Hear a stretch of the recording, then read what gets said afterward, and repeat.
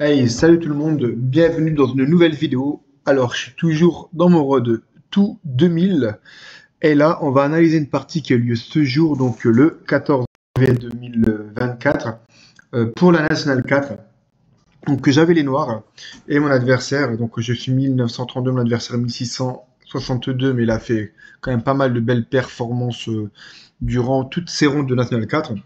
Donc, je me méfie de lui vraiment très très fort. Donc, il me joue 4, je joue C5. On va passer les premiers coups assez rapidement, hein. Cavalier F3, D6, D4. Donc si c'est une ouverte, cavalier prend. Cavalier F6. Donc là, il y a pas mal. Cavalier C3. Et je joue A6. Alors là, il y a pas mal. Il y a deux coups. Il y a Fou E2 qui se joue. Il y a Fou D3 que j'ai déjà vu mais que je ne conseille pas. Il y a Fou C4. Il y a F3. Il y a Fou E3 que j'ai déjà vu. Il y a H3 pour pouvoir faire G4 et ensuite revenir ici avec le cavalier par ici. J'ai déjà vu A3 également. Enfin, il y a toute une multitude de coups là-dessus. Et il m'a joué ce qui revient vraiment à la mode, Fou G5. Alors, bien évidemment, on ne joue pas Fou F4, hein, parce que vous avez sans doute vu, il y a du 5 tout de suite et c'est une fourchette. Hein. Donc, il m'a joué Fou G5. Et là, il y a deux coups principaux. Il y a E6 et il y a cavalier BD7. Et moi, je joue jamais les mêmes choses. Je sais pas pourquoi. Enfin, ça dépend de mon humeur. Et j'ai décidé de jouer cavalier BD7. Alors là, l'ordinateur recommande de repartir en E3. Mais ça, c'est bizarre. C'est pas très humain. Je sais pas, ça va contre tous les principes. Donc, je ne comprends pas trop ce coup. Peut-être que l'ordinateur estime qu'après avoir fait fou G5 et le fait que j'ai répliqué par cavalier BD7, il estime que son fou a rempli son rôle, c'est-à-dire mettre ce cavalier qui est en B8 sur une mauvaise case, et il décide de revenir se recycler en E3. Peut-être qu'il a des velléités comme ça avec cavalier B6 plus tard, sous l'aide du fou, quand le cavalier sera parti. Pour le moment, la case B6 est contrôlée par la dame et par le cavalier. Donc je ne comprends pas trop pour le moment fou E3. Il se dit bah les noirs sont pas beaucoup, enfin pas très bien développés. Je peux perdre un temps, pourquoi pas. Je comprends pas fou E3 mais bon. Alors il a joué F3 et là j'ai joué B5. Alors j'ai hésité avec E6 bien évidemment, mais j'ai décidé de jouer B5 pour l'agresser directement. Il m'a joué Dame D2 et là j'ai joué E6. Sur E6 il a joué Grand Roc. J'avais vu des coups là-dessus, j'avais pensé à une suite comme ça avec cavalier B6, fou D7, fou E7, revenir dans une situation, on va dire, plus traditionnelle, mais avec le cavalier en B6, parce que il y a des plans qui peuvent être après à la base de cavalier là, fou prend, et ensuite on joue tour B8 pour taper la colonne là, et ici, qui empêche quelquefois des B3. Donc sur Grand Roc, c'est un plan aussi que j'aime bien. Il m'a joué Grand Roc. Et je voulais faire fou E7. Mais il y a toujours ces histoires de cavalier C6 attaquant la dame et le fou.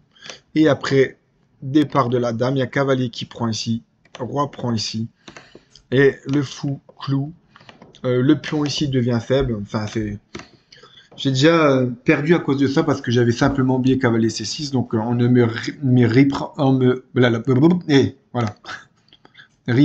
reprendra plus. Non. Alors, je voulais contrôler cette case-là, soit avec dame C7, B6 ou fou B7, mais je voulais absolument faire dame A5 par la suite, donc j'ai décidé de fou B7. Fou B7. Et sur fou B7, il a joué G4. J'ai pas hésité une seconde, j'ai joué B4 ici. Et je m'attendais à ce coup-là, à cavalier E2. Et il est venu en A4. Assez étonnant. Je voudrais vous faire montrer une petite variante sur cavalier E2. Il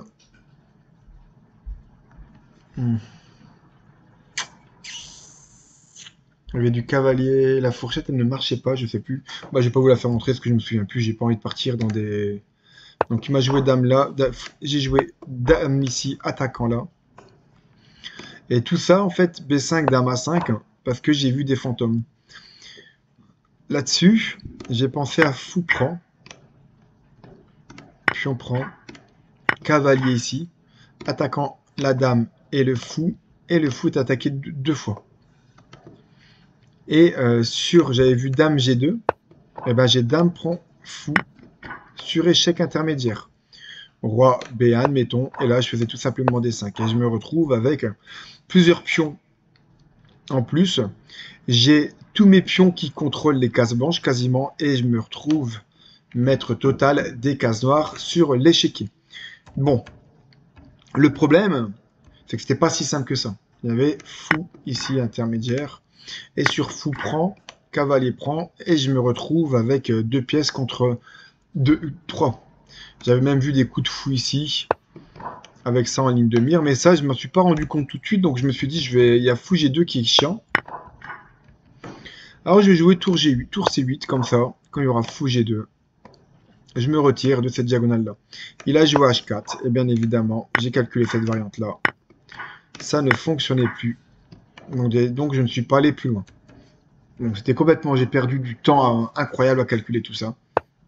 Il m'a joué H4, j'ai joué D5, il a pris ici, j'ai pris du pion, alors il y avait cavalier prend aussi qui était possible. Mais après il y avait peut-être des fermetures de jeu, il y avait même des coups comme ça pour revenir ici. Donc je me suis dit c'est pas la peine, je vais jouer comme ça. Pion prend, fou prend, roi B1, et là j'ai joué malheureusement cavalier C5 qui est un très mauvais coup. Il fallait que je joue cavalier B6 pour pouvoir laisser cette case-là à mon fou. Vous voyez, sur cavalier, ça, la jauge, elle descend. Prise ici. La jauge, elle remonte. Et là, je fais tour ici qui est catastrophique. Catastrophique. Attendez, excusez-moi. Je reviens tout de suite.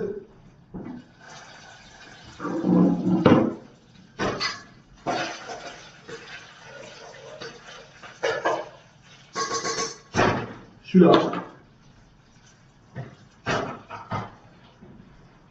Donc, catastrophique.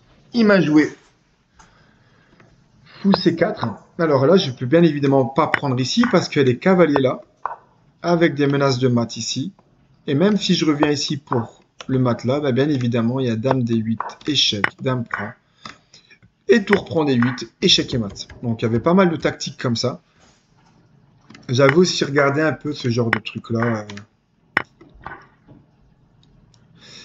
Cavalier B3 avec toujours cette menace de mat là.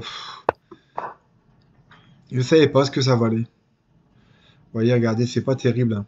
C'est pas terrible. Et donc j'ai joué fou D6. Mais j'avais aussi des... Si la dame partait, admettons ici. Je sais pas, moi je vais jouer ici, fou là. Et si dame ici, admettons. J'avais des idées à base de dame à 3. Suite de tour ici. Ah oui, important aussi.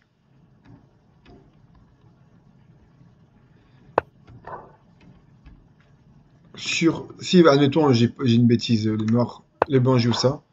Sur cavalier là.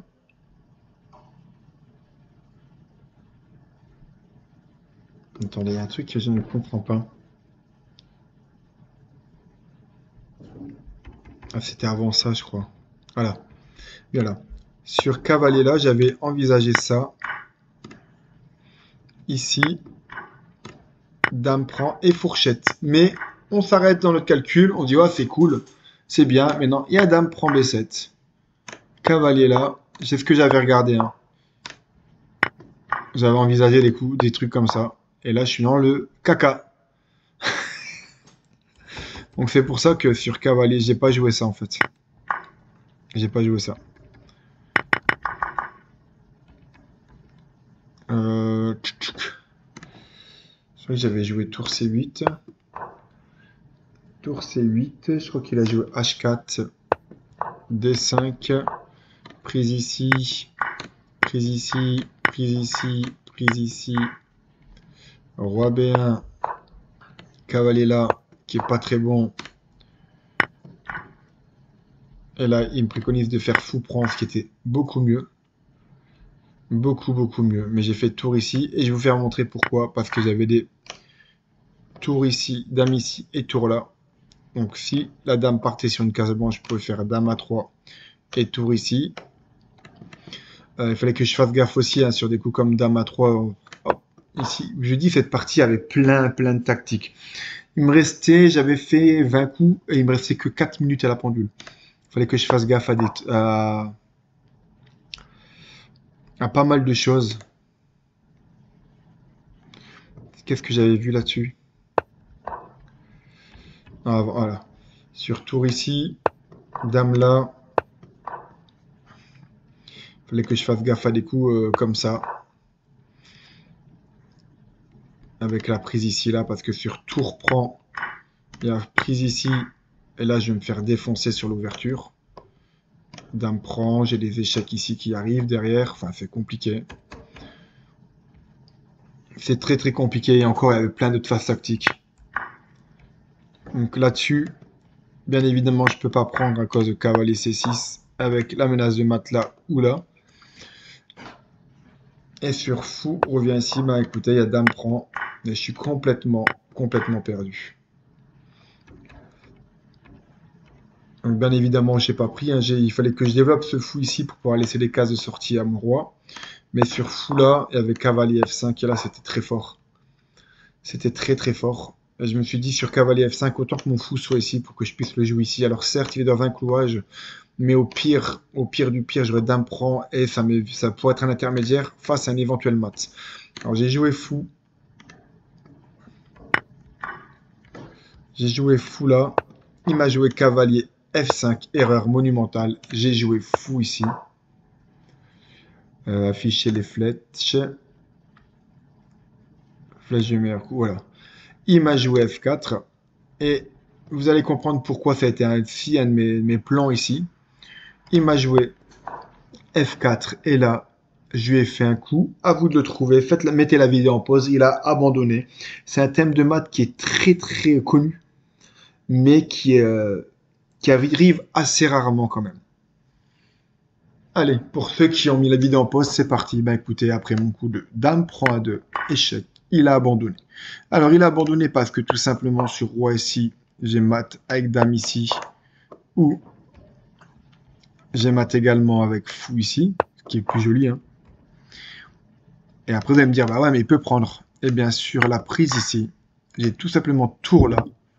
Le roi est complètement pris dans un réseau de mat, et sur roi ici, vous l'avez tous. Tour A1, échec et mat. Donc sur dame prend A2,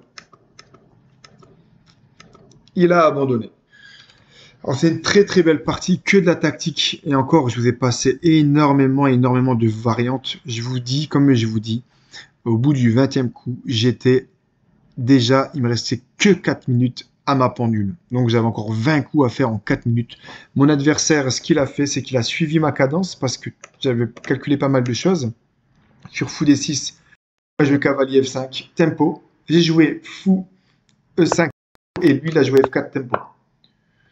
Et en fait, il a suivi ma cadence, alors que lui, il lui restait 13 ou 14 minutes. Donc ne faites jamais ça, ne suivez jamais la cadence de votre adversaire s'il joue vite. Si vous avez le temps pour réfléchir, réfléchissez. Parce que beaucoup de gens ont peur, ils se disent, oui, mais mon adversaire réfléchit sur mon temps. C'est vrai, ça peut être vrai, bien sûr. Mais s'il y a plein de variantes, tout ça, déjà, c'est compliqué.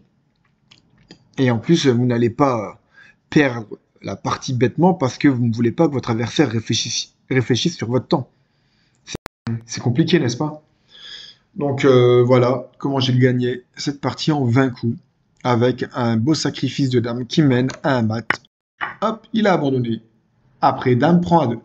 Bon, écoutez, j'espère que cette vidéo vous a plu. N'hésitez pas à la partager, à la liker, à commenter. Et puis, abonnez-vous à ma chaîne, n'hésitez pas non plus. Donc là, je gagne 3 ou 4 points Hello, donc je suis 1932, donc je vais arriver à 1935. Mon objectif, Road to 2000. Et après, on verra pour des objectifs beaucoup plus importants. Je vous dis à très bientôt. J'espère avoir un logiciel qui va me permettre bientôt de pouvoir avoir une caméra, webcam, etc. pour que vous puissiez mettre un visage sur ma chaîne. Allez, à bientôt tout le monde. Et puis, merci de me suivre. Ciao.